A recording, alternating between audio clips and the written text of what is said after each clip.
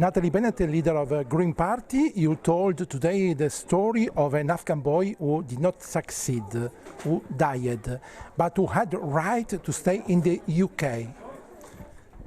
Yes, this is the story of Massud, who's a 15-year-old Afghan boy, and his sister is already here in the UK, has refugee status, and under something called the Dublin III regulations, that means that Massud should have had the right to come legally to the UK to get refugee status here in the UK.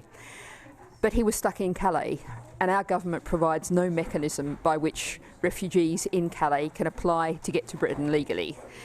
He was on the radar of some NGOs, some charities who were going to try and help him to get here, but he was a boy stuck in Calais in the mud, in the cold, and of course he wanted to be somewhere safe. He wanted to be with his sister. So Massud smuggled himself into the back of a lorry, and he died. A 15-year-old boy died in the back of that lorry. And it's an absolute indictment of our government and its policies that that child was not able to safely come to Britain, to legally come to Britain as he had the right. And now, of course, we have a family mourning, we have a child whose life's been cut short. And that is something that I've been going around the country talking to everyone about, particularly talking to young people. And as they hear that, they can imagine for a second that it might have been them in that lorry, it might have been them stuck in Calais, really recognising that refugees are people with their own stories, their own lives, simply seeking a safe place to live, and Britain should be providing it. We celebrate the free movement of people in the EU. It enriches all of our lives.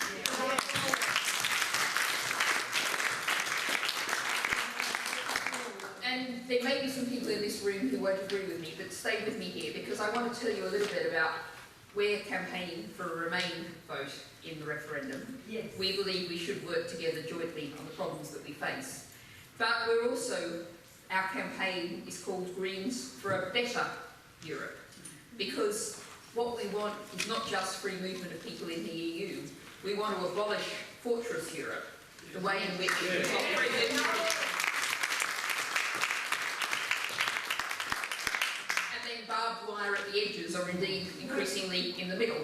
And it is worth saying, it is worth noting that if you look at the refugees already in Europe, the European Commission did actually propose a very fair and reasonable formula by which those refugees could be shared, welcomed around European countries based on GDP, based on population, land area, unemployment rate. And it was national governments that said no to that.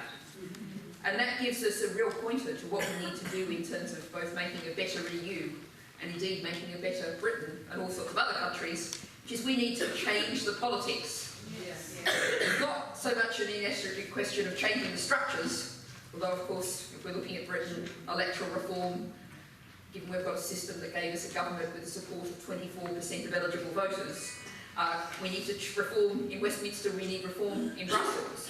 But what we really need to do is elect different people with a different kind of politics. Yeah. And that's what will give us a fair, just, humane immigration system and fair, just, legal, according to the UN Convention, treatment of refugees. Change the politics, we change everything else.